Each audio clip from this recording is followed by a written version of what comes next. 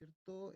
La temática que tenemos, ¿cierto? Es cómo de alguna manera podemos construir una escuela que permita que todos y todas los niños y niñas aprendan, ¿cierto? En esa perspectiva, eh, hemos pensado, digamos, en esta conversación, o sea, hemos invitado, ¿no es cierto?, a dos académicas y las voy a presentar. ¿Mm? En el caso de quienes no sepan, digamos que la profesora Silvia, ella es doctora en pedagogía por la Universidad de Valencia, además es educadora diferencial, educadora de párvulos, investigadora en diversos ámbitos, entre los que podemos mencionar la infancia, la experiencia de aprendizaje mediado, el desarrollo emocional y cognitivo, la ciudadanía y la pedagogía ética. En enero de este año tuvimos la suerte de tenerla aquí en Villarrica, en el Congreso Latinoamericano de Educación Alternativa, coorganizado por nuestro centro educativo, ¿cierto? Ella nos acompañó con una excelente conferencia sobre modificabilidad cognitiva. Así que bienvenida, Silvia. ¿Mm? Muchas gracias. Gracias, Irish. También gracias por tu presencia, y también nos acompaña, ¿no es cierto?, Viviana Gómez Nochetti, que ella también es educadora diferencial y doctora en Psicología Evolutiva y del Aprendizaje Escolar por la Universidad Autónoma de Madrid. Viviana tiene una larga trayectoria en la formación del profesorado, en la investigación educacional, y ha publicado su trabajo en distintos medios nacionales e internacionales. Actualmente ella se desempeña como profesora asociada en el campus Villarrica de la Pontificia Universidad Católica de Chile, y además es socia fundadora de la Corporación Viameaje y el Centro Educativo El Encuentro. Así que bienvenida, Viviana. Gracias. Y bienvenida, Viviana, disculpe. ¿Sí? Gracias. Bueno, como les señalaba, la idea es poder conversar acerca de qué es lo que significa de algún modo esta escuela para que todos y todas las niñas tengan, ¿cierto?, esta oportunidad de aprender, que tengan esta oportunidad de aprendizaje, como, como Silvia también sabe, ¿no es cierto?, el encuentro, ¿cierto?, básicamente es también una instancia educativa que se construye en torno a esa idea, ¿no es cierto? Y por lo tanto, para nosotros sería muy importante poder escucharte, que nos digas, digamos, algunas cosas acerca de esta pregunta. Después vamos a escuchar a Viviana y podemos después conversar o partir, digamos, esta conversación, esta dinámica. También un aviso, también es importante quienes nos están viendo a través del Facebook Live que puedan hacer las consultas que nos va a transmitir y podamos ir también incorporándolas a nuestra conversación. Así que adelante, Silvia, si nos puedes acompañar en algo. Sí, bueno, Ilish, esas son preguntas y cuestionamientos que todas y todos quienes trabajamos en educación nos las hacemos siempre, ¿no? Cómo construir estos tiempos y espacios para que quienes están ingresando al mundo ingresen de una manera tal que puedan activar todas las potencialidades que traen desde su nacimiento, ¿no?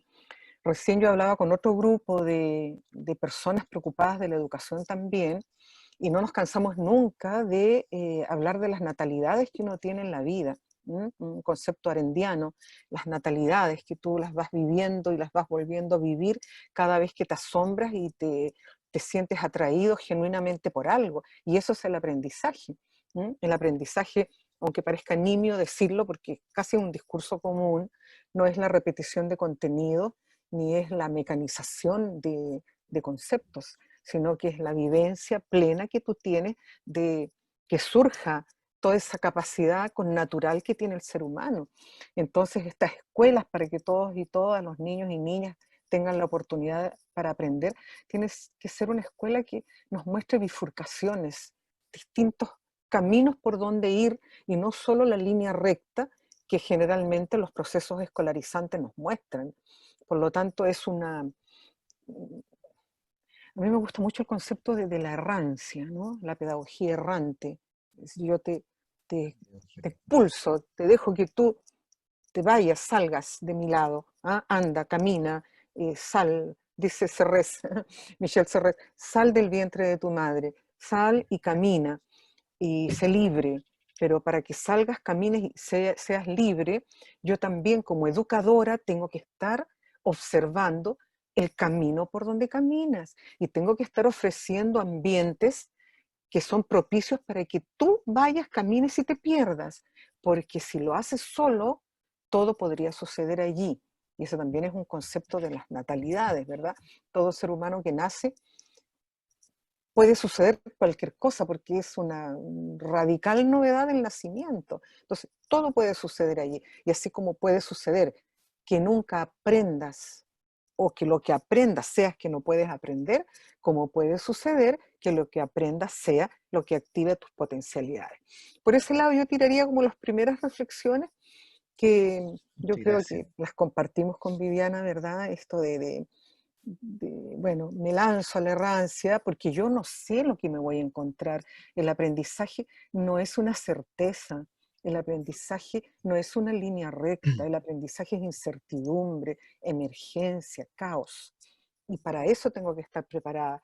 Y eso lo tengo que hacer desde los primeros años de vida, desde mis primeras natalidades, ¿no? Es muy difícil que ya a una edad joven o adulta, si has tenido procesos previos de mucha escolarización, va a costar mucho más que te des cuenta que tienes capacidades para poder perderte y navegar en la incertidumbre. Entonces siempre vas a tener que aferrarte a una certeza. Y eso es lo que la escolarización hace y es lo que yo me imagino que los centros educativos como en los que ustedes están participando no quieren que eso suceda.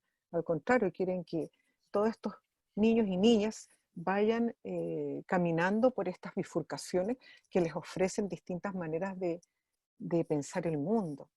Yo tiraría como esas primeras reflexiones Sí, para seguir la muchas, conversación.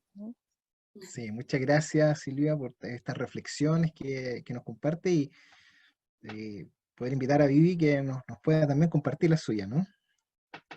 Y yo creo que me parece muy interesante lo de Silvia y yo agregaría que nosotros tenemos que tener mucha conciencia los adultos que acompañamos a los niños de que cada uno de nosotros y cada ambiente donde el niño se desenvuelve es una oportunidad, o sea, es una oportunidad para crecer. El niño viene con una potencialidad, pero lo que es o lo que va haciendo va dependiendo un poco de lo que los ambientes formados por nosotros los otros les ofrecen. Ujú. Entonces, en ese sentido, hacernos más responsables de que estamos ahí con ellos, ¿no? Que el niño no viene hecho primero, no está terminado, ni biológicamente ni psicológicamente. Entonces, trabajamos con un ser en construcción todo el Mm. tiempo. Y eso nos posiciona en otra postura como adultos que los acompañamos, sobre todo a los educadores.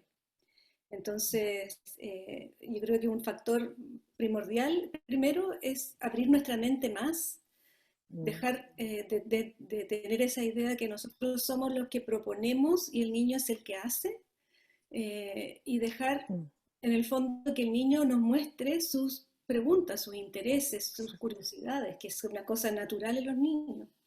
Quizás Viviana, a lo mejor, no sé qué te parece, eh, ¿Mm? eso que tú estás planteando a mí me suena a la ética del cuidado. ¿M? Exacto. A- Ujú. al- Como adultas, como adultos, somos tan responsables de este caminar, de esta errancia de las infancias, que tenemos que cultivar muchísimo la ética del cuidado. La ética del cuidado tiene que ver con la hospitalidad, tiene que ver con el acoger, tiene que ver con el estar pendiente, ¿verdad? De entregar estos ambientes, como bien dices tú, que yo le llamo, no, que yo le llame, sí, me he adueñado un poco de esos conceptos, ¿no? De los ambientes activos modificantes, en contraposición de los ambientes pasivos aceptantes que son tan comunes en las escuelas. Y Exacto. siguiendo un poco tu discurso, que me parece súper interesante y pertinente en cuanto a la responsabilidad de quienes estamos eh, actuando, en este caso como mediadoras o como mediadores, cambiar un poquito esta lógica tan jerárquica por una más heterárquica, ¿no?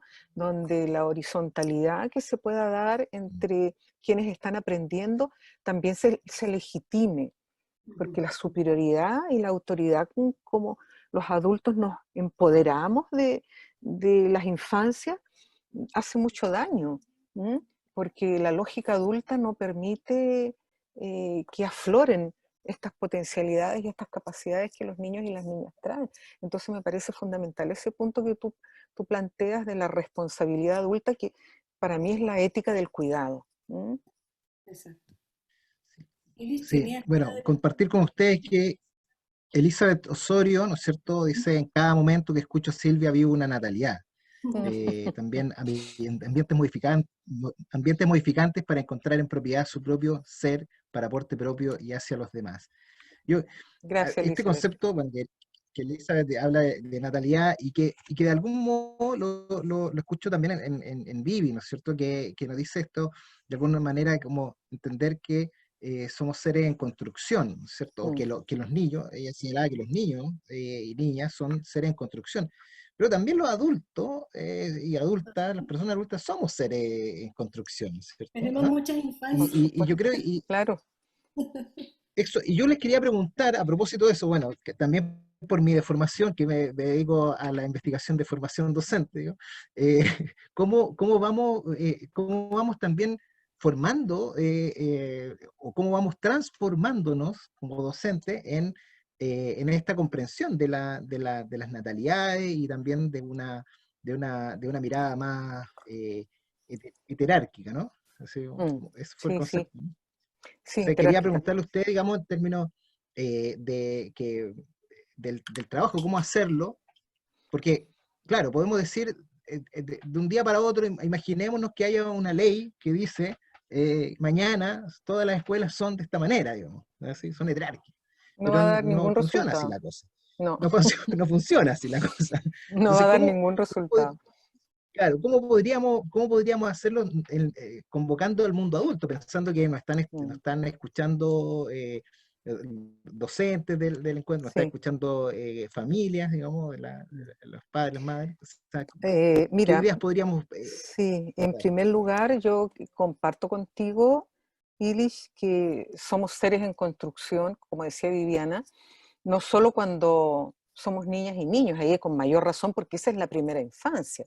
Tú también decías, Vivi, hay muchas infancias. Claro que sí, y vivimos tantas infancias como asombros tenemos en la vida, y vivimos tantas infancias como natalidades que planteaba Elizabeth, ¿verdad?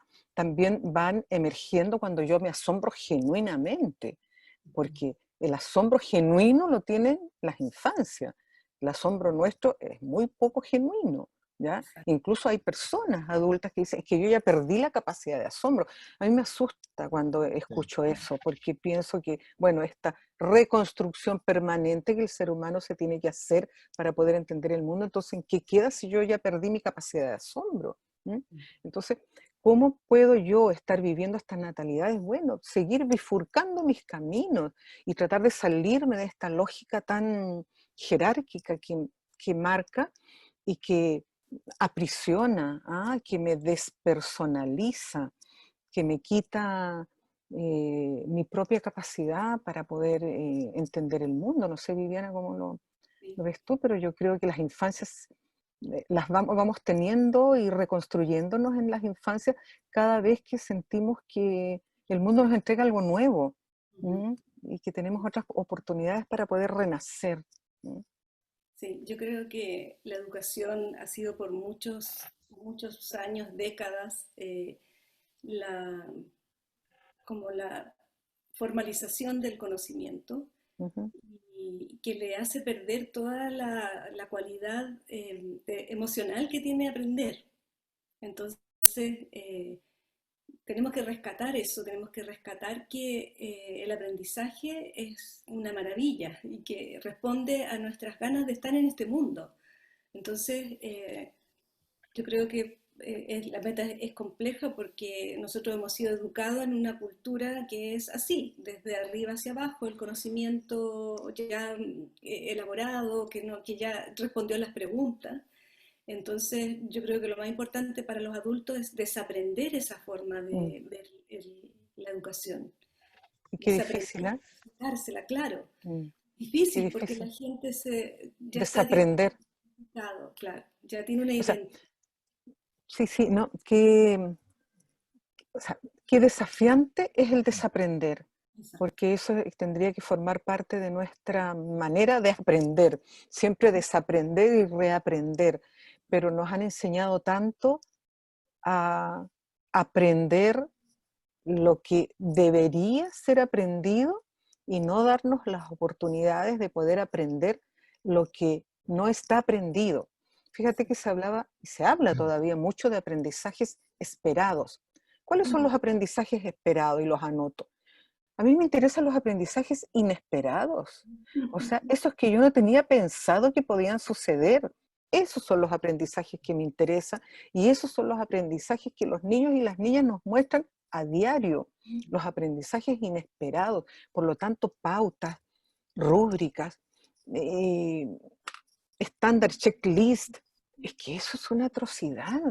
¿Cómo puedo yo estar midiendo, estandarizando la manera en que un niño pequeño, una niña canta, o que un niño o una niña salta, y si no lo hace en el momento que yo le estoy aplicando una prueba, le pongo que no lo hace cuando lo veo que corre y sube los árboles en el patio? Entonces, ¿de qué manera hemos estandarizado tanto nuestra visión del aprendizaje humano que estamos tan circunscritos a las normas y no nos damos cuenta que el aprendizaje sigue otro camino? Y como decía Iris recién, es que yo, lo que tú dijiste, yo lo llevo a las reformas, a las declaraciones de principio. No hay reforma que dé resultados si es que queda en un papel. No hay reforma que dé resultados si es que me la ponen normativamente. Lo que yo tengo que reformar es mi aparato cognitivo y emocional. Claro, cognitivo y emocional. Yo no separo, jamás voy a separar lo cognitivo y lo emocional o lo emocional de lo cognitivo. Ambos forman parte de un mismo proceso de aprendizaje, porque cuando yo pienso bien, mi autoestima, ¿verdad?, también se activa. Y cuando yo estoy contenta con lo que estoy haciendo, aprendo mejor también. Y el pensamiento y el desarrollo del pensamiento, para mí es uno de los derechos humanos que debiese estar escrito con letras de bronce. Pensar y desarrollar el pensamiento es un derecho humano, porque el que piensa bien no se somete. El que piensa bien no deja que otros piensen por él o por ella. Y eso es lo que tenemos que favorecer en nuestros niños y niñas desde los primeros años de vida, porque niños y niñas se hacen preguntas genuinas y quieren conocer el mundo porque genuinamente lo quieren explorar. Entonces, eso a mí me parece extraordinario y también tremendamente peligroso cuando se va coartando desde los primeros años de la escolarización. ¿Mm? Hoy voy a leerle algunos comentarios. Dice, el tema de las natalidades ha sido descubrir un tesoro, Gabriel. Paola Ortega dice, aprender a desaprender. Javiera, ¿cierto? Dice, buenas tardes, gracias por la invitación. Paola, me maravilla escucharle. Jessica, desaprender es la tarea más compleja, dejarse llevar por la incertidumbre de lo que día a día nos sorprende en niños y niñas, ¿cierto? También dice el aprender como un proceso interno, sensorial, motor, reflexivo, y no como un proceso externo. Interesante esta distinción, ¿no es cierto?, de lo interno y lo externo, que estuvo tan, Sí, yo creo, sí. en la época de la modernidad, ¿no es cierto?, se divide esto, que la mente es como lo importante, lo cognitivo, Mm, y todo esto interior, como son temas que estamos aprendiendo recién, o sea, la mm. emocionalidad, por ejemplo, Pero es un fíjate, tema sí, relativamente nuevo, digo, aunque antiguo, mm, pero en el proceso de aprendizaje lo sí. venimos descubriendo Pero fíjate, Ilish, ahora. Así que, sí, disculpa sí, sí, dale, dale. la Sí. intromisión a lo que tú estás diciendo, pero es que dijiste algo ahí y no quería que se me fuera. Eso es lo que generalmente, y no es que tú lo pienses así, tú estás manifestando lo que existe, ¿no? Pero Claro. yo creo que ese ha sido uno de los grandes equívocos en la vida educativa de este campo educacional. Pensar que la cognición es un acto individualista puro, aséptico y que está solamente metido en el cerebro, porque de primera instancia no está en el cerebro, ¿no? está en todo mi cuerpo, la cognición por inacción, la inactividad. Entonces, lo que sí sucedió que lo había separado, como bien tú dices. Entonces, parecía que recién se está descubriendo la emocionalidad, y la emocionalidad es parte de la misma inteligencia, y la emocionalidad es parte del mismo proceso cognitivo. No pueden separarse, es que es imposible. ¿Ah? Yo soy un ser sentipensante, y como ser sentipensante, siento y pienso constantemente. Entonces, Fíjate que ahora, lo exterior, por supuesto, lo, lo exterior va a repercutir en mis concepciones internas. Por eso que los espacios y tiempos, que era lo que Viviana estaba mencionando al comienzo, la importancia de estas personas adultas que están allí, esas interacciones primarias que el ser humano tiene cuando se está formando son fundamentales, porque es allí en donde la impronta de aquello me va a llegar a mí en su estado más puro, de acuerdo a lo que esas personas me están inculcando. ¿Ah? Hace poco yo les conté que vengo saliendo de otra charla y estábamos hablando allí de la construcción de las éticas, ¿no? Las éticas ópticas y las éticas acústicas. O sea, ¿cómo formo yo las maneras en que miro el mundo? Formo la manera en que miro el mundo porque fue lo que miré o me hicieron mirar cuando era niña. No da lo mismo que lo que yo mire cuando voy caminando, cuando soy pequeña, como no da lo mismo lo que yo escuche cuando soy una niña pequeña. Entonces, eso es fundamental para poder entender los procesos a través de los cuales yo ahora, adulta, estoy entendiendo el mundo. Entonces, no da lo mismo quién está a mi lado en los primeros años, que es la epigenética, ¿ya? No da lo mismo. ¿Sí? sí, Vivi, yo tú querías acotarnos algo también, ¿no?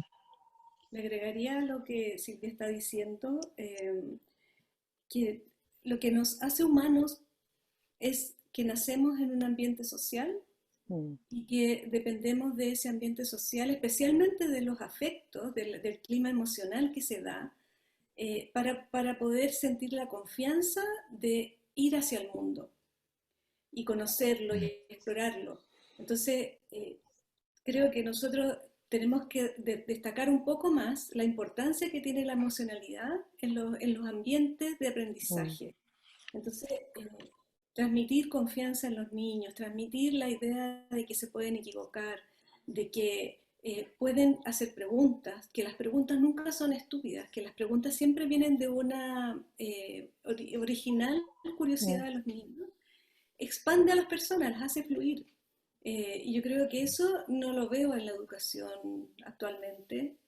Es un desafío todavía para nosotros producir climas seguros, protectores, donde los niños sientan que ellos pueden ser y no van a tener restricciones o etiquetas o calificativos Mm. si son mejores o peores. Entonces, Qué es triste, muy ¿eh? importante lo emocional. Qué triste eso, porque se va rotulando y se va etiquetando desde los primeros años de vida, desde que comenzamos a, no sé, a poner en la mesa el concepto de normalidad.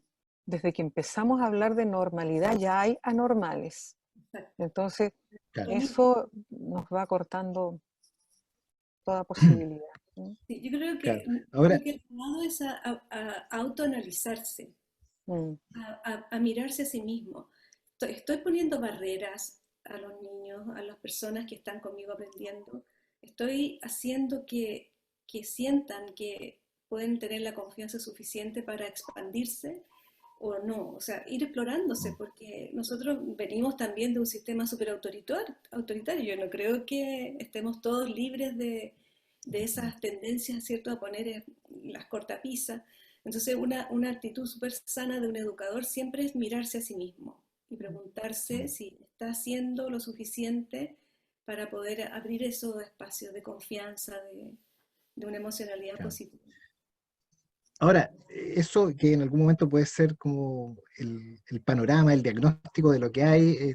Bueno, Elizabeth Osorio nos trae algo bien bonito. Dice: no pierdo la esperanza, aún siendo adultos, poder recordarse en niño, porque eso fuimos y transformamos así en esperanza, junto con los niños y niñas en un mundo conectado con el ser humano, ¿cierto? mm, O sea, Dice, qué potente, Nemesio dice, potente profesora Silvia, la cognición no está en el cerebro, sino en lo corporal, como a su vez la inteligencia está en relación con otro.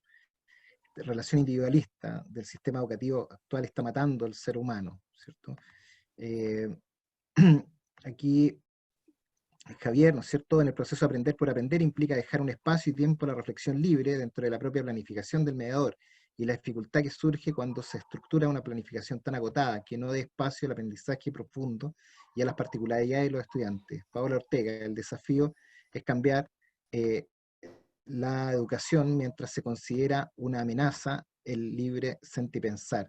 Y interesante, ¿no es cierto?, cuál es la esperanza, qué es lo que sería importante que viniera, no sé, y se nos gustaría que, o sea, no, me gustaría que pudiesen hablar de eso, digamos, de cómo vamos construyendo esta escuela, porque por una parte, hoy día conversábamos con un colega, decíamos, sabemos lo que no queremos, digamos, que esto tradicional, que esto normativo, pero lo que queremos, como que no estamos muy de acuerdo en términos o no sabemos como muy bien cómo hacerlo, digamos, y eso, pensando, o sea, ustedes que han reflexionado acerca de esto, quizás nos puedan dar, no la receta, pero algunas pistas, algunas ideas, alguna reflexión en torno a eso.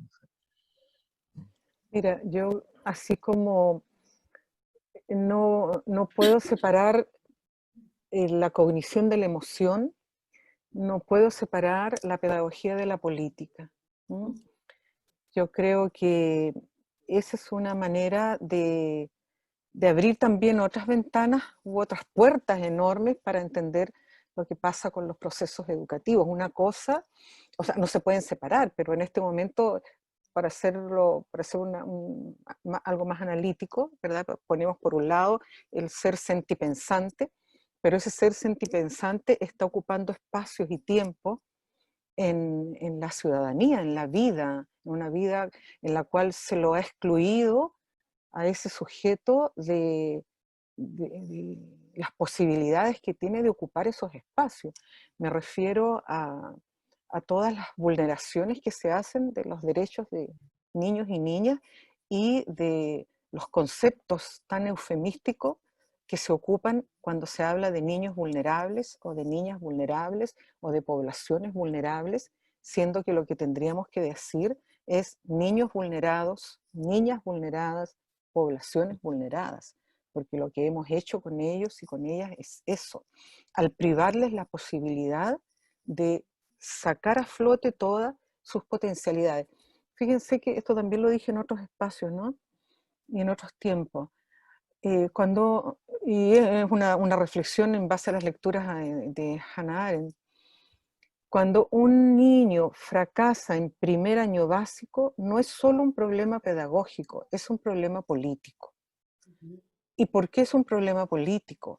Porque tendría que llegar en las mismas condiciones que llegan los otros niños y las otras niñas que sí tienen posibilidad de entrar en los códigos elaborados de la escuela, pero a ellos no se les permitió. ¿O acaso nacieron genéticamente pobres? ¿O genéticamente estaban destinados como castas a vivir en una toma? Sin embargo, esos niños y esas niñas tienen las mismas capacidades que tienen los otros y las otras niñas, son sentipensantes también. Por eso es un tema político. Entonces nosotros nos podemos devanar los sesos, y perdonen la expresión, podemos elaborar miles de reformas, de principios, de declaraciones, pero eso va a seguir existiendo. Eso es lo que se llaman determinantes distales, que son obligación de los estados, de los gobiernos, de los ministerios, de los organismos que están a cargo de entregar una sociedad sana. Mientras eso no exista, nosotros como obreras de la educación tenemos que seguir haciendo algo y tratar de construir con lo poco que podemos hacer para revertir el efecto nefasto de esos determinantes distales. Por lo tanto, esa es otra reflexión que no puede quedar de lado cuando hablamos de procesos educativos. Nosotros somos seres políticos y tenemos que trabajar. Y tú pediste qué podemos hacer para poder recuperar esto, no para decir lo que ya está malo. Hay tres ejes que a mí me interesan muchísimo y que hace tiempo que los llevo trabajando. La decolonización, primero que nada, decolonizar las mentes, ¿ya? Las mentes están colonizadas absolutamente. Y están colonizadas y por eso seguimos repitiendo lo que estamos haciendo sin poder pensar en otra vía. Luego, la emancipación. ¿Cómo suelto las cadenas? Primero, las cadenas de los paradigmas. Y tercero, la transformación. Cuando yo me decolonice, cuando me emancipe, recién voy a poder empezar a pensar en la transformación. Pero mientras tanto, nómbrame alguna reforma que porque en el papel diga que yo debo ser crítica, me transformo en crítica. Con esto termino, yo me apasiono mucho con esto porque me motiva y me mueve internamente, ¿ya? Paulo Freire siempre dijo, yo no me hice progresista porque leí en un libro que tenía que ser progresista. Yo me hice progresista porque me indignaba la indecencia humana, porque me indignaba ver lo que estaba pasando con los pobres de mi tierra. Por eso me hice progresista. Entonces yo no voy a ser una profesora crítica porque lo leo en un libro. Yo tengo que vivir la deshumanización y sentirla como parte de mi obligación pedagógica. Entonces por ahí también va otra vía de la reflexión. Si te fijas que yo dije en un comienzo, pareciera que está desligada del niño, la niña, casi niños rusonianos, ¿no es cierto? Buenos y buenas que van por un camino. Bueno, pero eso tiene que ver también con este otro análisis que forma parte de lo mismo. ¿Cuál es la epigenética política que yo le estoy dando a esos niños y niñas que no tienen trozo de pan para echarse en la boca? Y eso no es una caricatura, sino que es una obligación ética nuestra de darnos cuenta de aquello. Entonces, otra vía de análisis para ver, bueno, por dónde cambiamos, qué hacemos. Mientras no cambie la estructura, yo no puedo quedarme de brazos cruzados esperando que cambie. Mientras no cambie, yo algo tengo que hacer desde abajo. ¿Ah? Y desde abajo quizás lo que están haciendo ustedes, construyendo otros espacios y otros tiempos para niños y niñas, pero ¿y los otros? ¿Las otras? ¿Las vulneradas? ¿Los vulnerados?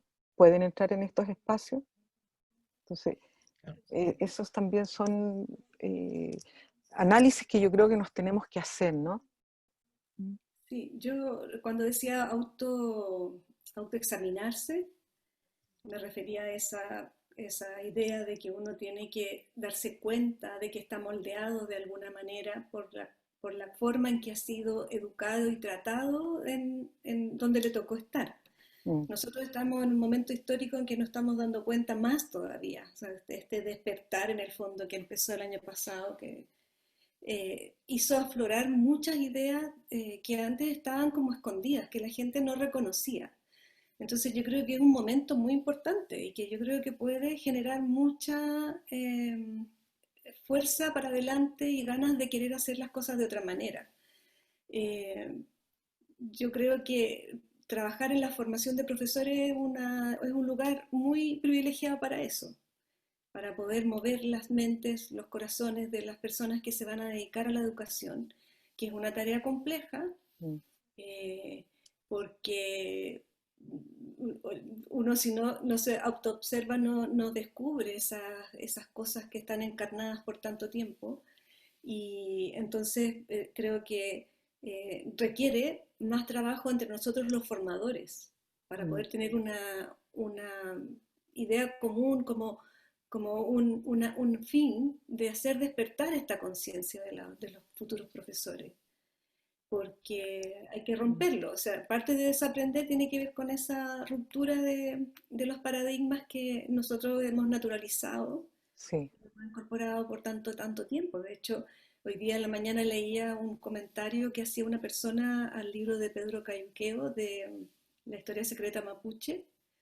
Entonces contaba que en su casa el abuelo, que vivían aquí en el sur, contaba que cuando él iba al colegio y había niños mapuche, los profesores como que participaban en esta tendencia como a quitarle oportunidad a los niños mapuche, como había mucho prejuicio, pero en ese tiempo no se interpretaba tanto como prejuicio, sino que era como naturalizado. Eh, se le bajaban las notas, se les hacían comentarios de tal forma que se les incentivaba como a dejar la escuela, a abandonarla, más que a seguir en la escuela. Entonces Mm. se truncaban las oportunidades. Y yo me preguntaba, ¿cuánto de eso no queda todavía y se fue trasladando a los niños, por ejemplo, más pobres? Como esta idea que decía Silvia, de que pareciera que porque es pobre, viene ya determinado con una inteligencia menor, entonces no debería tener éxito en la escuela. Entonces, sin embargo, con un ambiente sano y que confíe en el niño y que le dé las oportunidades, cualquiera puede ser lo mejor. O sea, pensaba en Violeta, pensaba en Víctor Jara, pensaba en personas que no habían tenido ninguna oportunidad previamente a ellos interesarse en desarrollar sus intereses y sin embargo son personas con mucho talento, mucha fuerza, muchas ganas de vivir en el mundo, de dar, de conocer. Entonces, la educación debería ser ese canal por naturaleza, que abra esa posibilidad de que las personas se desplieguen lo máximo posible. Eso Mm, es lo que deberíamos lograr nosotros, como que el sí, niño se conozca, sepa quién es, sepa para dónde quiere ir, qué sí. cosas que no conoce pueden ser maravillosas. Lo que tú dices, Viviana, me trae a la memoria el concepto de violencia simbólica, ¿ah? La Ya. violencia simbólica en Bourdieu. Y cómo es tan violenta, tan violenta que al final te hace creer que es lo que tú mereces. ¿Mm? Ese es como el triunfo que tiene este tipo de violencia, que no es la violencia física, no es la violencia psicológica, sino que es una violencia simbólica, que quizás es mucho más perversa porque es soterrada. Entonces, cuando esta violencia simbólica logra su objetivo, ahí es cuando se transforma en un hábitus. Y ya cuando tú eres parte de ese hábitus, es muy difícil que te lo saques de encima. Entonces crees que por provenir de ese lugar, tú te mereces estar Exacto. donde estás o no tendrías que aspirar a tanto. No han trabajado muchos autores, ¿no? Y tú los conoces perfectamente. Ujú. Y si hablamos de los códigos lingüísticos, sabemos que los códigos lingüísticos restringidos, que se hacen restringidos para ciertos sectores, por favor, y se les dan elaborados para otros. Es que eso no puede ser casual. Eso hay que mirar también debajo de la superficie. ¿Mm? Y luego, cuando tenemos personas formadas con códigos lingüísticos restringidos, esas personas ven la educación como un fin, es decir, termino, antes se decía, concepto humanidades, cuando existían las humanidades, yo concepto humanidades, estoy súper bien, después no, con octavo básico ya es mucho, es que en mi familia nadie más ha llegado a esa etapa, o sea, era el fin, terminar la educación primaria o secundaria, pero para los otros sectores la educación es un medio, por lo tanto, cada vez se va catapultando hacia más arriba y los otros van quedando cada vez más abajo. Entonces, eso muchas veces cuando yo converso, ¿no?, con otras personas de estos temas, yo le digo, oye, si esto no es una mirada así como de querer un revanchismo, no, es una justicia social simplemente, que uno tiene que ver de qué manera podemos remediar aquello. Y estábamos hablando de la formación de profesoras y profesores recién, ¿verdad? ¿Cómo en la formación de profesores se puede incorporar esta manera de mirar el mundo distinta? Porque también quien forma a, a estos profesores y a estas profesoras que luego van a formar a niños y a niñas, ¿qué es lo que está pensando? ¿Cómo está mirando el mundo? ¿Cómo lo está comprendiendo? Entonces, esas son las preguntas que también me tengo que hacer para evitar estas violencias simbólicas que son producto de las profecías autocumplidas. Que las profecías autocumplidas no son magia, no surgen de la noche a la mañana. Las profecías autocumplidas por algo se llaman así. Se cumplen porque yo profeticé aquello. Y Y entre porque, como ellos, tú dijiste recién, yo dije que si viene de allí, que si es pobre, si es negro, si es indio, si es mujer, entonces, ¿qué puedo esperar? Y eso es lo que esperas, po. Lo que dijiste que era lo que podías esperar. Entonces hay mucho, mucho por trabajar. Yo quitaría, pero casi el 80% de contenidos en las formaciones quizás de profesores y pondría análisis crítico de la realidad y pondría a trabajar toda una maquinaria para ver qué está pasando en el mundo, la hegemonía, la colonización, en fin, y ahí formaría mentes que después los contenidos están todos en internet. Tú después sabes lo que tienes que enseñarle a un niño o a una niña o a Se un puede aprender joven. con los Pero niños. claro, pero tú no vas a aprender a hacer ética Ujú. en una clase, ¿ya?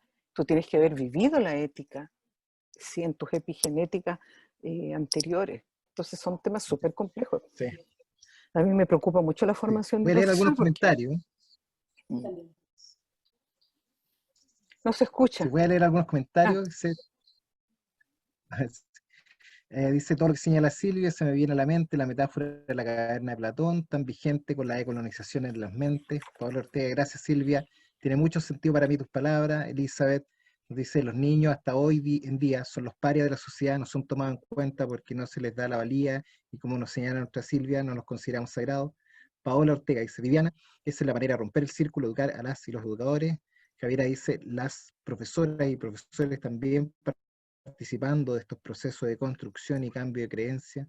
Elizabeth, romperlo también creo que es vivir en colaboración, comunidad, mirándonos en igualdad. Hay una pregunta ahí que yo creo que de algún modo hasta ha sido respondida, ¿no es cierto? Si los procesos de formación de profesores inciden en los cambios de creencia, que es algo que estaban hablando. Elizabeth, la escuela, el maestro también tiene cerca a un mini país en su aula donde puede ser una oportunidad de transformación. Qué lindo esto del mini país, ¿no es cierto? Diego Mancilla, el discurso de Silvia aún lo siento muy de las nubes. ¿Cuál serían los cambios concretos, por ejemplo, en el currículum? ¿Debe existir un mínimo para aprender? ¿Hasta dónde debería llegar una flexibilidad curricular para asegurar al ciudadano con un mínimo para esta sociedad deseada? Perdón por lo concreto.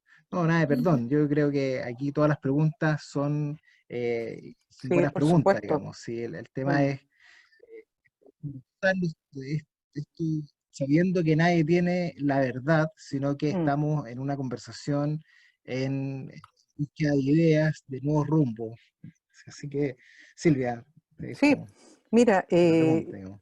interesante todo lo que tú has planteado. Partamos, me quedo con la última. Yo creo que cambios concretos son lo que yo decía recién, ¿no? Quizás darle una mirada al currículum y ver qué podríamos allí, quizás no cercenar, a lo mejor complementar y dejar muchos más espacios para debates, para diálogos, para conversaciones, para análisis, para desarrollar el pensamiento crítico que no es criticón. ¿Ah?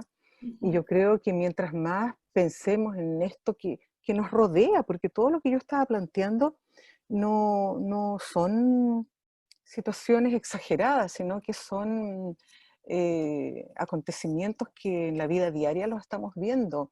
El desprestigio, ¿verdad? Las humillaciones que están sintiendo muchas personas que están quedando fuera de las posibilidades para poder hacerse cargo de sus propias potencialidades. Cómo se les ha ido cercenando esta, eh, esta actualización de la potencia que tienen. Entonces, ¿cómo hacerlo concreto? Yo creo que esa sería una de las tareas que nos compete a los que estamos haciendo currículum. ¿Sí? Cómo crear un currículum que pueda tratar de puntualizar lo que realmente necesitamos para igualar los puntos de partida. A mí esa temática de igualar los puntos de partida me parece que es fundamental. ¿Sí? Más que preocuparme que todos continúen, que sigan, a lo mejor arrastrándose, pero que vayan pasando de un nivel a otro. Yo creo que igualando el punto de partida, yo puedo al menos tener esa esperanza de que puedan empezar a caminar desde una misma senda. Y evidentemente que igualar el punto de partida no significa igualarlos a todos, porque todos van a partir desde su diversidad, pero van a partir en igualdad de oportunidades. ¿Ah? Si yo, volviendo al Claro. tema de los códigos, que eso me parece absolutamente concreto, si yo en una escuela que pido código elaborado, entran niños y niñas con códigos restringidos, evidentemente que esa escuela va a ser una inclusión excluyente. Y la inclusión excluyente significa que yo te abro las puertas, pero en el mismo momento que la atraviesas, te das cuenta de que tú no perteneces allí. ¿Por qué? Porque se está hablando de una manera distinta que tú no estás comprendiendo, que el vocabulario que se está empleando nunca lo viste en tu casa, nunca lo escuchaste en tu medio. Por lo tanto, yo, como tarea concreta de primer año básico o quizás de kinder, tendría que empezar a trabajar el vocabulario, tendría que empezar a trabajar, a enriquecer la manera a través de la cual vas a entender el mundo, porque cuando llegues a la escuela, el mundo que te van a presentar va a ser muy distinto al que estás viviendo en tu casa, si es que la epigenética que tú tienes allí no te ha dado esos recursos para sacar a flote las potencialidades que naturalmente traes como ser humano, ¿no? Por ese lado yo vería esta Yo creo formación. que Sí.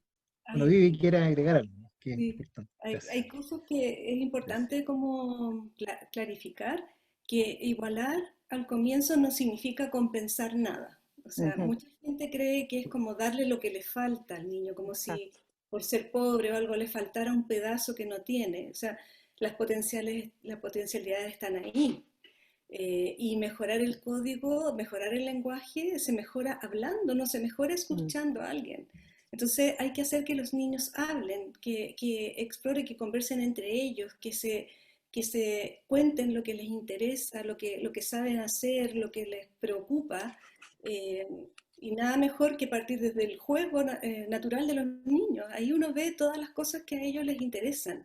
Entonces, más que tenerlos sentados escuchando a alguien que les habla con un código inaccesible muchas veces para la mayoría de los niños hoy día, con temas que tampoco son interesantes para los niños, menos la forma en que se le presentan, la idea es como abrir la sala, abrirla, no es el único espacio donde uno puede aprender, y empezar a incluir otros espacios donde está lleno de conocimiento, lleno de cosas que los niños quieren saber, y seguro que van a sobrepasar el currículum mínimo, porque mm. los niños pueden aprender a leer mucho antes de que le enseñen a leer en primero, solo porque uno le abre los espacios para que ellos exploren y empiecen a mostrarnos qué es lo que les preocupa.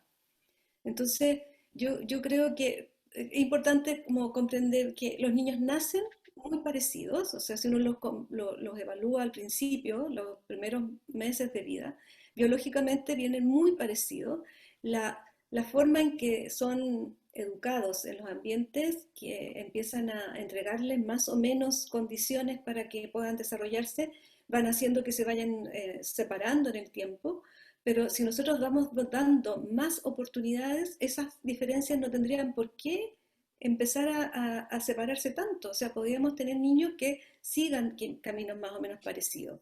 Entonces, yo creo que una cosa que tenemos que hacer es dejar de ser el centro del mundo, nosotros, y que los niños sean el centro del mundo, Mm. con sus intereses, con sus preguntas, con sus ganas de saber cosas, y nosotros acompañarlos, como dice Silvia, estar al lado para recoger esos intereses y empezar a sistematizarlo, decir, ah, parece que hay una persona allá que nos puede venir a contar cómo lo hace, los voy a llevar para acá, vamos a hacer esto, vamos a hacer en arte esto otro, o sea, abrir todo eso que a los niños les produce curiosidad para poder desarrollar todas las cosas al mismo tiempo. O sea, yo no separaría lenguaje de matemáticas, de Mm. ciencia, de historia, porque el mundo es un todo. Fíjate, Viviana, me recordaste un registro etnográfico de escuelas, que hemos estado observando durante muchos años. Y en uno de tantos registros, lo que tú estás diciendo se veía claramente, porque fíjate cómo era un primer año básico, y cómo desde primer año básico no se aprovecha el diálogo que tienen los niños y las niñas por el contenido que se tiene que enseñar en ese momento. Voy a tratar de recordarme el registro, ¿no? Muy cortito. La profesora les dice, ¿cómo se llama esto? Estaban viendo las partes del cuerpo, y la profesora indica los pies. Estaban viendo las distintas partes del cuerpo. Entonces, un niño dice las patas. Entonces, el niño dice, las patas. Y otro dice, no, pie. Entonces, la profesora, sí, pie. Y después, inmediatamente, otro niño dice, uy, yo conozco un abuelito que no tiene pie. Vamos, vamos, atención, dice la profesora. Y el niño sigue. Y otro que le escuchó, sí, yo también lo conozco, es el que está fuera del colegio y vende corta uña, a ese le faltan los pies. Sí, dice el otro, ¿y cómo caminará si le faltan los pies? La profesora, vamos, vamos, copiando lo que está ahí en la pizarra. Y no dejó. Cercenó pena. inmediatamente el diálogo. Imagínate la tremenda posibilidad de aprendizaje que había en ese diálogo de los niños. La profesora podría haber dejado de lado la tarea de ese día y decir, ¿y qué pasa cuando una persona no tiene pie? ¿Y cómo crees tú que podría llegar a movilizarse? ¿Y de qué manera? Y vamos mediando y vamos sacando toda aquella genialidad y toda aquella construcción que los niños están teniendo en ese momento. Pero si tú le dices, no haga esas preguntas, no siga hablando de esto, preocúpese de lo que está en la pizarra, le cortas toda la posibilidad de manifestación de la genialidad que tienen y van aprendiendo desde ese momento, como yo decía recién, a saber cómo se enseña en la escuela. Por lo tanto, mejor me Claro. callo y no digo nada más. ¿Mm? Lo importante eso que nos traes con respecto al diálogo al interior del aula, bueno, Vivi lo señalaba a través del juego también, ¿cierto? Ujú. De este juego que es como es un aprendizaje también como tú lo señalabas, estos aprendizajes inesperados, ¿no? Inicialmente, sí, cuando hablábamos. El juego, los diálogos, que son como actividades también espontáneas, que pueden ser guiadas, sin duda. O sea, no se trata, ¿no es cierto?, de que sean solo parte de ellos, sino que la idea es cómo aprender también a eso, ¿no? A guiar eso. Oye, yo quiero leerle algunos comentarios que dice Elizabeth: si no quieren sacar las creencias de que educar por un derecho humano, de otra manera se está equivocando de profesión, el rol es vital. Simón Bolívar dice: Silvia, considero relevante que comente el actuar de pedagogía y política, están juntos, considero que es un tema concreto y ya no es solo en la academia, sino en la realidad social. Paola Ortega, educación inicial, con esa lógica es relevante. Javiera, ¿no es cierto?, dice: en la escuela pareciera haber validación de salida y no de entrada de los y las estudiantes. Eh, esto de algún modo también comenta, estamos teniendo varios comentarios, gente que está siguiendo si hay gente que se incorporó hace poco, le cuento que son parte de los conversatorios, ¿cierto?, que hemos organizado en el encuentro y que van dirigidos a la comunidad, y estamos con Silvia López de Maturana y con Viviana Gómez, académicas destacadas en el ámbito de los temas de inclusión, comunidad y formación docente también, digamos. Y hemos ido hablando de varias temáticas acá en este conversatorio. No sé si quisiera agregar, tomar alguna de los comentarios, alguna de los aspectos que quisiera indagar un poco más, Silvia o Viviana. ¿Sí? Sí, Sí, yo creo que Viviana, tú. sí, una cosa que salió en dos oportunidades, esto de si se cambian las creencias en la formación inicial. Yo he estado trabajando por muchos años en creencias sobre pobreza y la verdad es que los programas no trabajan para cambiar las creencias. Muchas veces los programas trabajan para formar a los profesores de la misma manera que fueron formados y las creencias se cree que cambian porque tienen más información teórica, pero en realidad Mm. se ha demostrado que no cambian porque en el fondo nunca se apela al núcleo, como dice Silvia, de la epistemología que uno tiene, la epistemología política que uno tiene. Entonces, no es una cuestión tampoco de hacerles un discurso de que ustedes tienen que creer en los pobres, no, tampoco es una cuestión de discurso, es una cuestión de que las personas se revisen. Entonces, tiene que ser más intencionado, no se logra solamente por hacer unos excelentes cursos o que vayan a una universidad muy acreditada, sino que es Sí, que esté en la reflexión, en la formación. Y eso yo creo que es un importante trabajo eso. Mm. importante de hacer. Ahora, también el desafío es hacer lo mismo con los profesores en servicio, porque no nos vamos a quedar solamente con un profesor que va a salir recién al campo laboral, si va a llegar a una escuela donde le van a decir, ay, que estas tonteras que te enseñan en la universidad Mm. no sirven de nada. No, o sea, también nuestro compromiso como formadores es impactar también a las propias escuelas. ¿Verdad, Sí, estoy Silvia? totalmente de acuerdo, Viviana. Las creencias en educación, ¿verdad? No se van a cambiar en una clase. y muchas de las creencias en educación nos pueden llevar a alienarnos. Entonces, cuando estamos alienados, recordemos que vamos perdiendo nuestra identidad, vamos perdiendo nuestra capacidad de asombro, como decía recién, y las creencias son muy fuertes, porque las creencias forman parte de nuestra epigenética, las creencias forman parte de nuestras éticas, y es muy difícil cambiarlas de un momento a otro. Probablemente las podría cambiar pero superficialmente, pero no estructuralmente, no un cambio estructural. Fíjate que me recordé a Marilyn Ferguson, también la mencioné hace poco con otras personas, un libro viejo ya, ¿no? Pero que podríamos dejarlo como actual ahora, que se llama La conspiración de Acuario. Y Marilyn Ferguson hablaba allí de todas las transformaciones sociales, filosóficas, políticas de fin de siglo, hablando del fin de siglo XX. Y en uno de sus capítulos dedicado a la pedagogía, hablaba de las enfermedades paidogénicas. Y decía que las enfermedades paidogénicas las provocaba el mismo sistema educativo. Exacto. Por lo tanto, tiene que ver con la cultura escolar, cómo la cultura escolar va formando estas enfermedades paidogénicas que le hacen creer al niño, a la niña, al joven, que no puede aprender, que tiene dificultades, que o sea, porque no entiende, y quienes están enseñando siguen pensando que ese niño o niña no tiene esa posibilidad. Por eso nuevamente aparece el círculo de las atribuciones, de las expectativas y de las profecías autocumplidas, que son tan nefastas y que aparecen constantemente en la formación, ¿sí? Ya sea formación de profesores o profesoras, o ya sea en la formación humana que viene dada desde los primeros años de vida. Cuando me quite yo toda esta atribución que tengo de ese ser humano, esta atribución negativa me refiero, ¿no?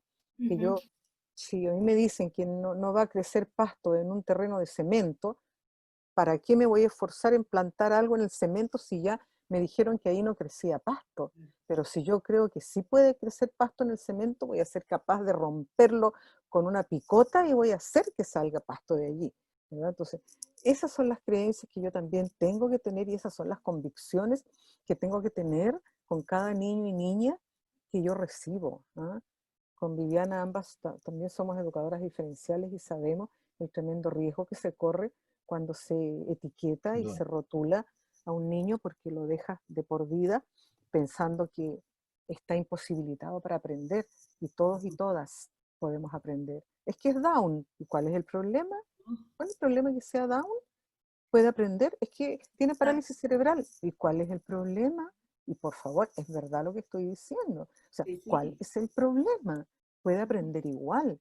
Lo que pasa es que los techos que le hemos puesto socialmente han vulnerado la posibilidad de aprendizaje, porque tenemos esa convicción, ¿verdad? Esa creencia, como estábamos hablando recién, que ya viene imposibilitado para aprender.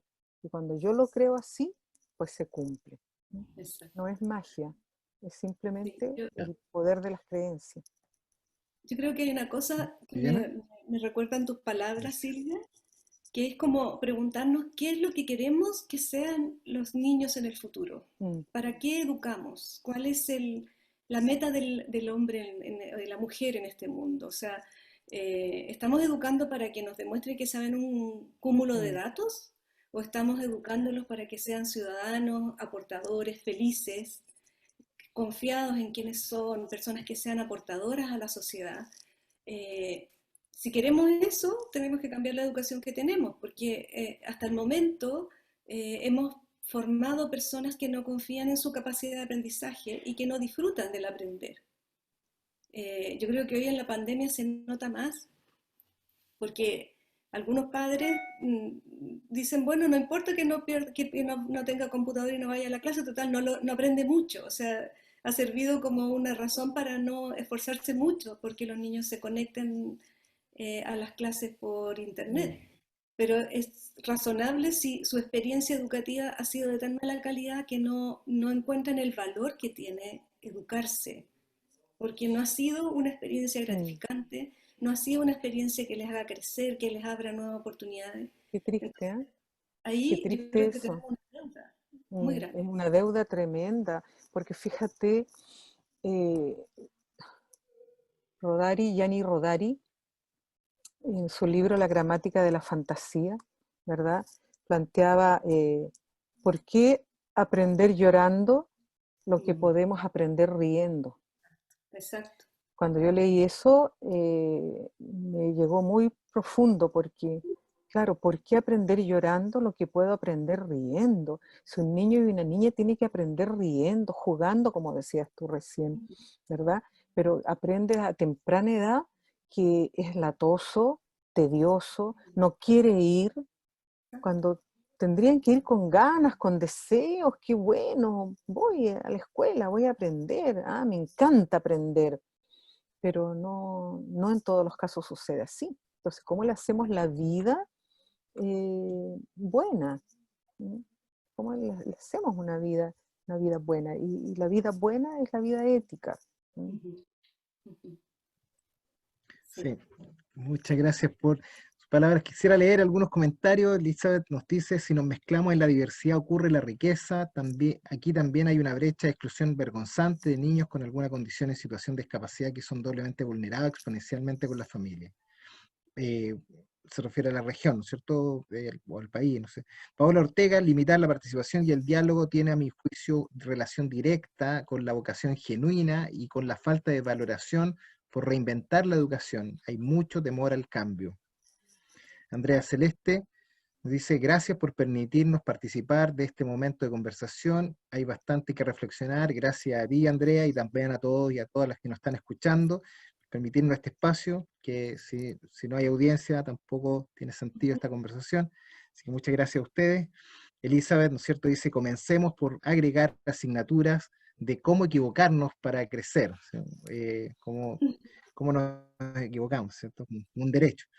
Ruth Torres, ¿no es cierto?, dice, muy bien dicho, qué lindo oírles. Así que muchas gracias a quienes nos están escuchando. Aquí estamos con Silvia López de Maturana y con Viviana Gómez Chetti, ¿cierto?, conversando acerca de cómo construir una escuela en que todos sus niños y niñas tengan la oportunidad de aprender. ¿Mm? Sí, Bueno, temor al ¿cierto? cambio Muy, se muy hablaba linda. recién, ¿no? Decía alguien Claro. allí de lo que tú leíste, Sí, mucho temor al cambio. Y claro que tenemos temor al cambio porque eso ha sido inculcado también. Entonces Ujú, pareciera que todo lo que nos saca de la zona de confort, todo lo que nos saca de la quietud en la cual nos alienamos, porque de verdad nos alienamos en aquello. Entonces es mucho más fácil abrir un paquete de instrucciones que crear nuestras propias maneras, ¿no? Y pienso en la pedagogía de las presencias, porque creo que lo que hemos estado conversando ahora y lo que han dicho las y los participantes a esta conversación, yo vislumbro detrás de aquello un deseo de salir de la pedagogía de las ausencias. Hay mucho ausente y tendríamos que hacer más presentes a los niños y a las niñas. Y para hacerlos más presentes no puedo cercenar los diálogos como ese registro que yo les, les comentaba recién, ¿verdad? Perder un diálogo tan rico como ese, cuando yo podría haber hecho presencia de ese diálogo en el momento, pero lo hice ausente. Y así como hice ausente ese diálogo, mañana hago ausente otro diálogo, y pasado mañana otro diálogo, hasta que termino por crear una mentalidad conformista y silenciosa, la pedagogía de las ausencias. Entonces después me encuentro en la universidad con estudiantes que no preguntan, con estudiantes que lo que preguntan es, ¿y lleva nota? exacto. O sea, vamos a leer tal capítulo y lleva nota, o sea que si no lleva nota, no lo lees. Eso es producto de la escolarización. Eso es producto de la alienación que se dio en ese primer año básico, cuando la profesora los hizo callar porque estaban dialogando algo tan relevante y tan eh, rico en estructuras de relaciones cognitivas, como era hacer una representación mental de aquello que habían visto en la calle y que estaban relacionando con lo que la profesora estaba hablando en la clase. Estaban haciendo relaciones y ella los cortó. Y como ese registro, hay miles, los Ujú, tenemos archivados, ¿ya? Y es realmente para ponerse a llorar. Sí. Entonces, eso, ¿qué escuela le estamos creando a los niños y a las niñas? ¿Mm? Sí, yo sumaría a lo que dice Silvia que para que esto realmente se detenga, ¿no? Que deje de reproducirse una y otra vez. También la formación inicial, aparte de todo el bloque reflexivo que debiera incorporar como parte de las asignaturas, debiera también tener otra estructura. O sea, para mí, repetir el asignaturismo hace que se perpetúe esta idea de que la enseñanza y el aprendizaje se producen en cubículos. Mm. Entonces, si yo le enseño, qué sé yo, didáctica a la matemática, estoy diciéndole que así se aprende. Entonces, que en la escuela tiene que hacer la clase de matemática, desunida, en el fondo, de la Mm. clase de lenguaje, de la clase de historia. Entonces, estoy reproduciendo algo que se reifica, porque en el fondo yo le digo, esto es así, y así se hace, y así se educa, y así uno... Eso es lo que yo espero que ustedes hagan cuando salgan a la escuela. Tendríamos que romper la formación también y hacerla también como en este espacio abierto, sin límite, que haga que las personas pierdan el miedo a toda a esta libertad en el fondo de que el aprendizaje se produce en la medida que nos vamos interesando en el mundo. Entonces yo siento que es algo que veo que en general hay mucho miedo a cambiar el paradigma de formación de profesores y transformarlo en una cosa más experimental para que los profesores dejen de reproducir el esquema de la sala con las asignaturas en el horario y hagan una cosa totalmente abierta a los intereses de los niños. Así como tú dices, esa clase podría perfectamente haberse transformado en un proyecto donde los niños pensaran no Absoluto. solo en el señor que le faltaba un pie, sino que, bueno, y las personas que no pueden caminar, cómo se pueden desplazar, está nuestra ciudad, nuestro barrio adaptado a eso, ¿qué podemos hacer? Preguntemos, hagamos un proyecto, promovamos soluciones. Eso es el aprendizaje de verdad. Ujú. Entonces, claro, pero los profesores tienen miedo porque ellos no saben cómo tomar eso y transformarlo en un proyecto. Y Entonces, la pedagogía colonizadora empieza a vislumbrarse allí. exacto. Entonces, tenemos que cambiar las experiencias, encarnar otras experiencias, junto con cambiarles la mente y el corazón, también hacer que ellos experimenten en el cuerpo otra forma de hacer la educación. Yo creo que eso es una cosa, un desafío que Claro, tenemos porque que hacer en estamos algún hablando momento. claro, que además no sabemos cómo hacerlo, ¿no? O sea, hay cosas que No hay que algunos saber, tenemos hay que algunas experimentar. ideas, digamos, algunas nociones. Que No experimentar, sí. tenemos que saber. Bueno, Javiera dice, gracias por todas las reflexiones compartidas que generan más reflexiones. En la escuela aprendemos, o sea, todos y todas aprendemos.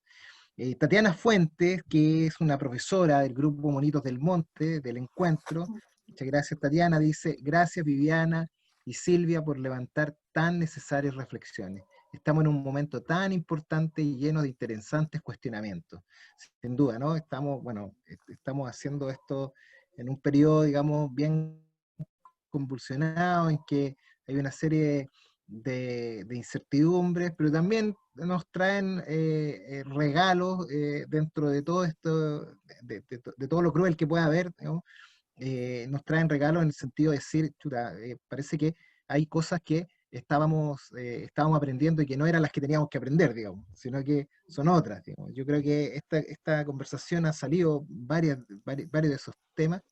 eh, y yo quiero hacerle también una pregunta, o sea, también se ha cuestionado mucho en términos de la presencialidad a propósito de esto, o sea, si es necesaria la presencialidad, en qué medida es necesaria, para qué, digamos, y yo creo que ustedes tienen alguna idea y que me gustaría que las pudieran exponer, o sea, por qué es necesario, digamos, Tú dices en algún ahora momento.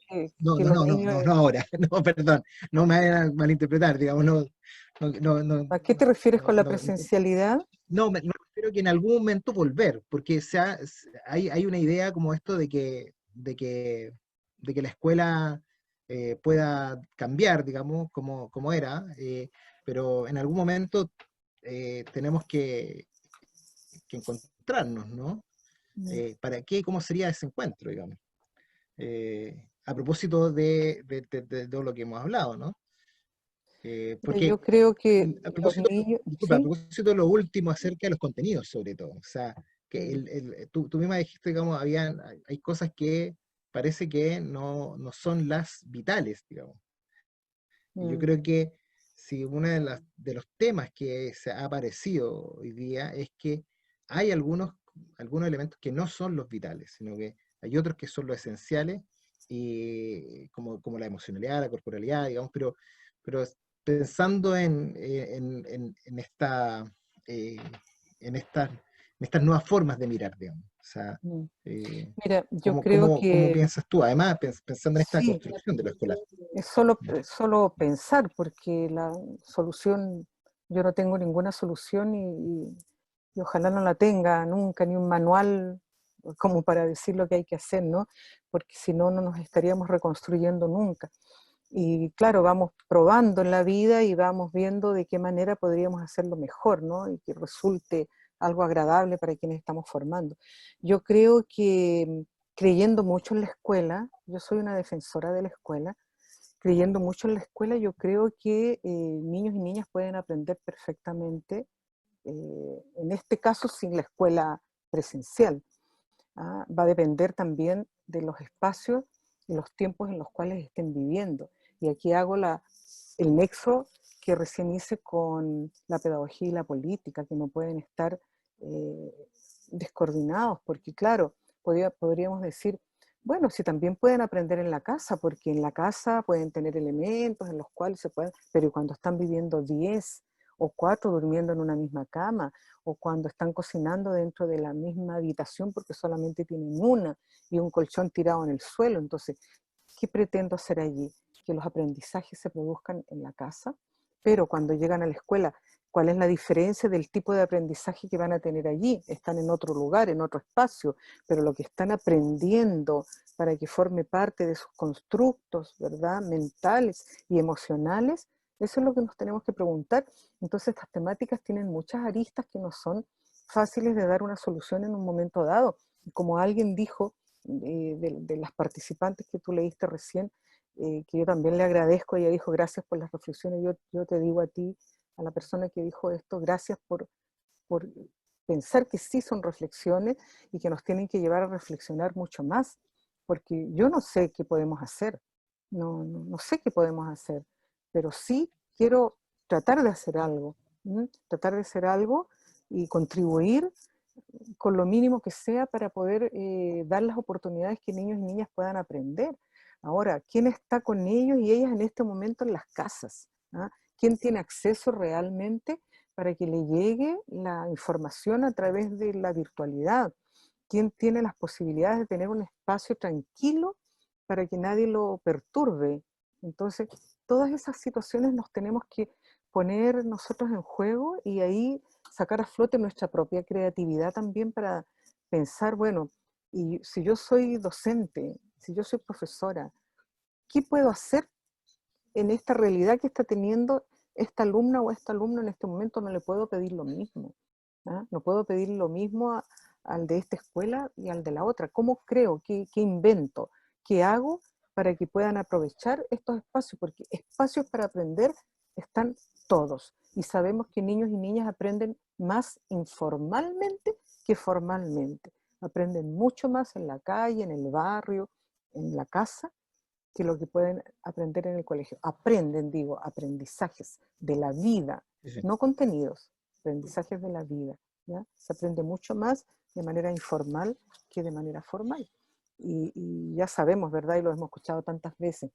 Tanto aprendemos, tanto aprenden los niños y niñas, que lo primero que aprenden es que no pueden aprender, cuando la escuela no les ofrece las posibilidades.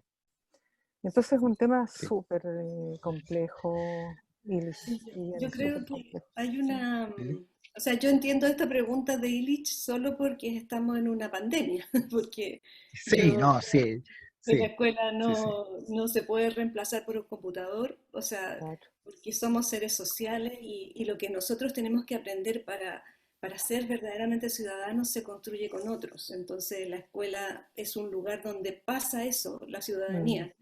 Entonces, para los niños, mientras no tienen un rol en la sociedad de otra índole. Pero hoy en día es súper difícil porque creo que no tenemos las condiciones para asegurar la igualdad. No, No, no hay. sí, claro. En China, por ejemplo, eh, se entregó internet gratuita a todos los niños, independiente de si estaba en zonas más inaccesibles geográficamente, se les entregaron tablas, o sea, se dieron las condiciones para que pudieran hacer una educación que mantuviera cierta regularidad. Se redujeron los contenidos curriculares, o sea, no se esperaba que fuera lo mismo que un año normal porque eran condiciones excepcionales. Se les dio apoyo a los profesores para que ellos pudieran recibir, qué sé yo, material online que ya estaba hecho, se pusieron a disposición. Entonces se hicieron muchas cosas que nosotros no tenemos. Y entonces nosotros estamos llegando a muy pocos niños, de verdad. Hay un estudio que se hizo que en realidad los niños de escuelas, por ejemplo, privadas, estaban recibiendo casi todo online y eso estaba entre el 70 y el 90%, en cambio los niños de colegio subvencionado era alrededor del 11% y los niños de escuelas públicas eran 7%. Entonces, los profesores han recurrido a la ficha, ir a entregar la ficha a las casas, mandárselas por mail, pero no están teniendo clases. Entonces, yo creo que las condiciones que estamos en este momento de aislamiento eh, no están asegurando una educación de calidad. Eh, Claro. en China también se Sí, enseñó lo de los virus, o sea, qué eran los virus, cómo se podía uno cuidar. O sea, realmente se hizo una cuestión mucho más planificada. Y acá en realidad es como sálvese quien pueda. Entonces creo que este año ha sido una excepción muy triste para poder ver si claro. nuestros niños se están educando. No, Me claro. preocupa. Sí, pues. No, yo hacía la pregunta justamente en torno, porque esperaba esa respuesta de finalmente de la defensa de la escuela, digamos. A eso me refiero. O sea, porque si no, cerramos todo y nos vamos para la casa, digamos. O sea, y yo creo que en esa defensa de este espacio es que los profesores y las profesoras han hecho un tremendo esfuerzo durante este año por seguir manteniendo. O sea, seguir manteniendo esa conexión a pesar de la distancia, a pesar de los problemas, a pesar de que estamos en el caso nuestro, por ejemplo, tenemos este privilegio de tener internet, de tener la posibilidad de compartir, aunque sea a la distancia. Hay gente que no lo tiene, digamos. Pero a pesar de eso, eh, eh, o sea, hoy día, por ejemplo, quienes están sosteniendo la escuela, y en el encuentro también pasa, son los profesores y las profesoras, el director, digamos, que están ahí el día a día, lidiando, digamos, con todas las dificultades que significa aprender a hacer, por ejemplo, una escuela distinta, una escuela diferente, online, digamos, donde, o sea, la creatividad aquí ha sido exprimida hasta decir basta, digamos, porque porque no se trata de solo un procedimiento formal, ¿no es cierto? Sino que se trata de, el desafío es mayor, digamos, o sea, construyamos una escuela que no es la que queremos, digamos, pero sí queremos este espacio, o sea, cómo conservamos este espacio a pesar de toda esta incertidumbre, de esta pandemia, ¿no es cierto? Este bicho que nos tiene ahí en las casas, ¿no es cierto? Entonces, a eso más o menos iba de cómo defender ese espacio colectivo, esa construcción social, y que yo creo que de alguna manera los profesores, las profesoras, los equipos directivos han ido fluyendo, claro, con las dificultades y las desigualdades que señala Vivi. O sea, hoy día, si algo tiene es lo que es como la metáfora de este virus invisible que visibiliza, ¿no es cierto? Visibiliza justamente aquello que estaba invisibilizado, o que todavía para algunas personas quedaba invisible. O sea, y que esta desigualdad que no solo tiene que ver con los temas económicos, sino también de distancias, también de otras características, o sea, cómo vamos avanzando a una sociedad también más justa. Quiero leerle los comentarios, dice, eh, bueno, dice, no olvidemos la familia y la comunidad, el gran aporte, la alianza, el logro de la verdadera educación y aprendizaje. Elizabeth, que dice, también que hay que fluir en un contexto de sobrevivencia. Denise Ramírez, que dice, maravillosa Silvia, gracias por tu mirada. Y bueno, los comentarios, y les dejo porque ya nos quedan algunos minutos que vamos a ir cerrando para ver si nos puede hacer algunos comentarios Silvia y Viviana, para ir cerrando, así como ideas Gracias. finales. Bueno, primero agradecer el espacio, el tiempo, agradecerle a las personas también que nos han estado acompañando, eso es invaluable. Agradecer que las intersubjetividades se unen y podemos mover esta energía. Yo creo mucho en el movimiento, las energías que se dan cuando los pensamientos fluyen. Y yo creo que en estos tiempos y en cualquier tiempo, sea crisis o no crisis, mira, las crisis nos llevan a cambios de paradigma. Siempre las crisis nos llevan a cambios de paradigma. Y esta podría ser una posibilidad de fisura para poder cambiar lo que hay y lo que no nos gusta. Pero yo me quedaría como una reflexión final de no dejar nunca de pensar que tenemos la esencia de todo aprendizaje en los niños y las niñas, ¿no? Es la edad sagrada, es la edad en la cual todo está por suceder, es el lugar en el cual no podemos descuidar. Y si tenemos la convicción de que niños y niñas tienen esa capacidad maravillosa de aprender, nosotras y nosotros como educadores vamos a lograr tener este dejo de creatividad que nos va a permitir hacer algo, porque si yo estoy convencida que un niño y una niña puede aprender y estoy convencida que está siendo vulnerado y estoy convencida de que yo algo puedo hacer, te aseguro que algo se me va a ocurrir cuando yo tenga esa convicción. Pero si yo no tengo la convicción de esa propensión a aprender que tienen los niños y niñas, yo quizás me voy a quedar esperando que esto pase para que todo se retome y que probablemente entonces cuando volvamos vamos a hacer algo. No, no, no. Yo tengo que buscar las maneras de ver cómo en las circunstancias en las que yo estoy, puedo educar. Porque yo creo que ahí nos vemos los educadores, en los momentos en que es mucho más difícil y mucho más complejo. Entonces yo invito a pensar en esa convicción que tenemos que tener, que niños y niñas pueden aprender, tienen propensión a aprender y que tienen todas las condiciones para que sus vidas se bifurquen en los caminos por los cuales ellos quieran ir, pero bajo la mirada atenta nuestra. Nuevamente gracias, y gracias Ilish, gracias Viviana, me encantó conversar contigo y bueno, gracias a todas y a todos los que están presentes. Y gracias Silvia, en realidad Gracias. Vivi. ha sido muy interesante escuchar tus pensamientos, tu historia de vida académica, también ha ido construyendo esto en el tiempo y a nosotros nos alimenta mucho tu forma de pensar. Así es que muchas gracias por estar con nosotros. Yo dejaría un mensaje como de creer en los niños, de creer en su magia, de que ellos no son flojos por naturaleza, al contrario, son personas muy inquietas, que si uno da espacio para que fluya, pueden transformarse en aprendices insaciables. Porque todo lo preguntan, todo lo quieren saber, todo lo quieren hacer. De hecho, pongan a un niño en una cocina al lado de usted y va a querer bailar las papas, hacer los huevos, poner los tallarines en la olla, etc. Lo que quieran, el niño siempre va a querer hacerlo, la niña va a querer también saber qué es lo que hacen las personas y quieren hacerlo.